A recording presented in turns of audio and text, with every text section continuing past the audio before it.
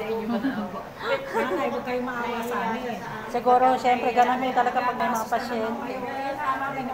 Sabi niya, puro gastos daw.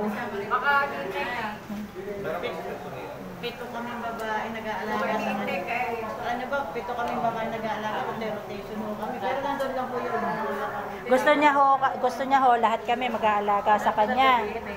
Salit-salit. Salit-salit ka. pero yan. Oh. Masarap na. Kaya natutuwa daw ho siya, masaya siya, inaalagaan namin siya.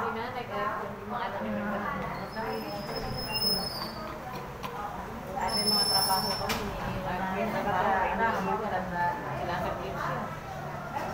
Ang mga anak ko, after ngayon, pagka ano, may lakad. Ay, ilang taon na si Lola? 78 po. Hindi pa masyadong katandaan ka nga lang. Ano siya, nahapo siguro sa kakulot ng araw. Nahapo, ano? Eh, yung gamot ng kulot ay napakabaho. Nung araw po kasi nagkukulot siya.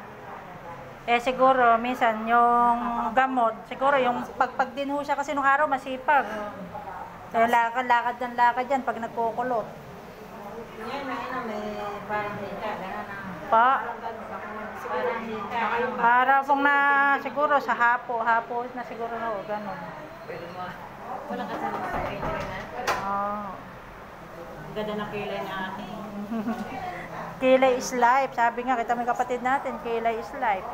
Magkakapatid po ba yan? Opo. Oo. Ay, apat. Nanay po namin. Pito po kami babae. Oo, dalawa. Ay, ilan ba yun natin? Kailan narugan mo ka?